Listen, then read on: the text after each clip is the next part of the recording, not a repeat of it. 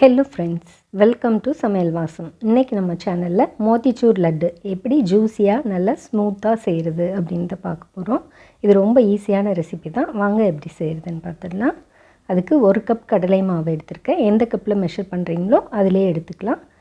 ஒரு பிஞ்ச் அளவு baking soda, கொஞ்சமாக ஃபுட் கலர் சேர்க்குறேன், ஆரஞ்சு ஃபுட் கலர். அப்போ தான் அதனோட கலர் கடையில் வாங்குகிற ஃபீலிங் வரும். ஸோ அதுக்காக சேர்த்துருக்கேன். அதே கப்பில் 1 கப் தண்ணி சேர்த்துட்டு ஃபஸ்ட்டு நல்லா லம்ஸ் இல்லாமல் மிக்ஸ் பண்ணிவிட்டு இந்த மாதிரி பதத்துக்கு நீங்கள் மிக்ஸ் பண்ணி எடுத்துக்கோங்க. தண்ணி தேவைப்பட்டால் இன்னும் கொஞ்சம் சேர்த்து இது போல் மிக்ஸ் பண்ணி எடுத்து வச்சுக்கோங்க. ரொம்ப கெட்டியாகவும் வேண்டாம், ரொம்ப தண்ணியாகவும் வேண்டாம். நான் நார்மல் பூந்தி கரண்டியில் தான் செய்ய போகிறேன். அதுவும் இல்லை அப்படின்னா நம்ம இந்த மாதிரி அரிக்கரண்டியில் கூட செய்யலாம்.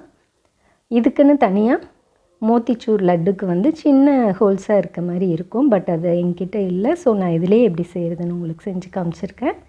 ஆயில் நல்லா ஹீட்டாக இருக்கணும். இந்த மாதிரி மாவு உள்ளே விட்டோன்னே மேலே எழும்பி வர மாதிரி இருந்தால் தான் பூந்தி நல்லா எழும்பி வரும். தட்டி விட்ட உடனே இந்த மாதிரி வெந்து மேலே வந்துடும். ஒரு 10 செகண்ட் மட்டும் நீங்கள் வேக விட்டு எடுத்திங்கன்னா போதும். அந்த ஹீட்லேயே அது மேலே எழும்பி வரப்பவே பாதி பாயில் ஆகிருக்கும். ஸோ இந்த மாதிரி எல்லா மாவையும் பூந்திகளாக ஃபஸ்ட்டு பொரித்து எடுத்து வச்சிடலாம்.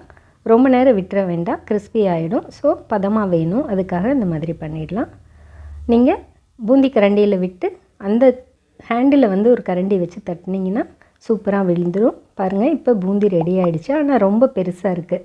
இந்த மாதிரி இருக்கப்போ மோத்திச்சூர் லட்டு செய்ய வராது. ஸோ நம்ம ஒரு மிக்ஸி ஜார் எடுத்துக்கிட்டு அதில் கொஞ்சம் கொஞ்சமாக சேர்த்துட்டு இதை பல்ஸ் மோடில் சுற்றி எடுத்தாச்சு. இப்போ நமக்கு ஈஸியாக வரும். ஸோ இதே போல் எல்லா பூந்திகளையும் பல்ஸ் மோடில் சுற்றி விட்டு எடுத்துடுங்க. பாருங்கள், இப்போ பூந்தி ரெடி ஆகிடுச்சு. இப்போது சுகர் சிரப் ரெடி பண்ணிக்கலாம். அதுக்கு ஒரு பேனில் எந்த கப்பில் கடலை மாவு எடுத்தோமோ அதே கப்பில் 1 கப் சுகர் எடுத்திருக்கேன். 3/4 கப் அளவு தண்ணி சேர்த்துருக்கேன். அப்படி இல்லைன்னா அது மூழ்கிற அளவு நீங்கள் தண்ணி வச்சுக்கலாம். சர்க்கரை மூழ்கிற அளவு தள்ளி வச்சுட்டு கூடவே ஃபுட் கலர் சேர்க்குறேன், ஆரஞ்சு ஃபுட் கலர் சேர்த்துட்டு இதை ஹை ஃப்ளேமில் வச்சு கொதிக்க விடுங்க. இந்த மாதிரி கொதி வர்றப்போ 3 டீஸ்பூன் நெய் சேர்த்துக்கிறேன். நெய் வேண்டான்னா நீங்கள் கொஞ்சம் ஆயில் விட்டுக்கோங்க. விட்டுட்டு அதை நல்லா ஹை ஃப்ளேமில் கொதிக்க விடுங்க. பாருங்கள், இந்த மாதிரி நல்லா பபிள்ஸ் கொதிச்சிருக்கணும். கொஞ்சம் தொட்டு பார்த்திங்கன்னா ஸ்டிக்கியாக இருக்கணும். கொஞ்சம் பிசு போட்டுச்சுன்னா போதும். கூடவே 1 டீஸ்பூன் ஏலக்காய் தூள் சேர்த்துட்டு நம்ம அரைச்சி எடுத்து வச்சுருக்க பூந்தியை சேர்த்துடலாம். சேர்த்துட்டு ஹை ஃப்ளேமில் நல்லா மிக்ஸ் பண்ணி விடுங்க. அந்த பூந்தி சுகர் சிரப் ஃபுல்லாக அப்சர்வ் பண்ணிவிடும். பாருங்கள், கொஞ்சம் நேரம் இந்த மாதிரி கொதிச்சு வரப்போ பூந்தி நல்லா வெந்து சாஃப்ட் ஆகிட்டு சைடில் நம்ம விட்ட நெய் இதெல்லாமே சைடில் வரும். பாருங்கள், இந்த மாதிரி வரப்போ பொடிச்சு வச்சுருக்க முந்திரி சேர்த்துக்கலாம். நான் டியூட்டி ஃப்ரூட்டி சேர்க்குறேன். இது சேர்க்க மாட்டாங்க கடையில். எங்கள் வீட்டில் பிடிக்கும் அப்படிங்கிறனால நான் இதை ஆட் பண்ணியிருக்கேன். இது எல்லாமே ஆப்ஷனல் தான். உங்களுக்கு என்னென்ன நட்ஸ் வேணுமோ அதை நீங்கள் சேர்த்துக்கலாம். பாருங்கள், எல்லாம் இப்போ ரெடி ஆகிடுச்சு. கூடவே இன்னும் 2 டீஸ்பூன் நெய் சேர்க்குறேன். உங்களுக்கு வேணும்னா சேர்த்துக்கலாம், இல்லைன்னா ஸ்கிப் பண்ணிவிடுங்க. ரொம்ப ட்ரை ஆயிரும் கூடாது. இந்த மாதிரி ஆனதுக்கப்புறமே ஸ்டவ் ஆஃப் பண்ணிவிட்டு நல்லா அழுத்தி விட்டுடலாம். அது ஃபுல்லாக அழுத்தி வச்சுட்டு மூடி வச்சிடலாம். மூடி வச்சுட்டு அப்படியே விட்டுறாதீங்க. உள்ளே தண்ணி தேங்கி இருக்கும். அந்த தண்ணி உள்ளே சொட்டுச்சுன்னா லட்டு கெட்டு போகிறதுக்கு வாய்ப்பு இருக்குது. ஸோ அதை ஒரு 2 நிமிஷம் 3 நிமிஷத்துக்கு ஒரு முறை எடுத்து இந்த மாதிரி டவலில் தொடச்சி எடுத்துருங்க.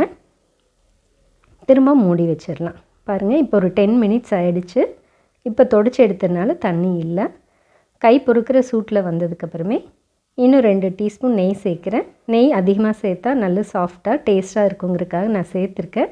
நெய் நீங்கள் எவ்வளோ சேர்க்கணுன்னு விரும்புகிறீங்களோ அவ்வளோ சேர்த்துக்கலாம்.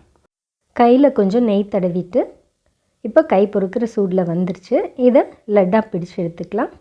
சின்ன சின்ன பால்ஸாக பிடிச்சிக்கலாம். ஏன்னா இனிப்பு பெரிய பால்ஸாக பிடிக்கிறப்ப பாதி வேஸ்ட் ஆகிறதுக்கு சான்சஸ் இருக்குது. ஃபுல்லாக சாப்பிட முடியாது, திகட்டிடும். ஸோ சின்ன பால்ஸாக பிடிச்சிங்க அப்படின்னா 250 கிராம் கடலை மாவும் 250 கிராம் சுகரும் சேர்த்துருக்கோம். இதுக்கு எனக்கு இந்த சைஸில் 23 லட்டு வந்துச்சு. ஸோ ஃபஸ்ட் டைம் நீங்கள் செய்கிறீங்க அப்படின்னா இந்த மாதிரி ட்ரை பண்ணி பாருங்கள். இந்த அளவுகளில் ரொம்ப ஈஸியாக இருக்கும். இதை 3 நாள் வரைக்கும் வெளியில் வச்சுக்கலாம். மீதி ஆச்சு அப்படின்னா நீங்கள் ஃப்ரிட்ஜில் வச்சு யூஸ் பண்ணிங்கன்னா 10 டேஸ் வரைக்கும் கூட நல்லாயிருக்கும். கண்டிப்பாக ட்ரை பண்ணி பாருங்கள். தேங்க்யூ.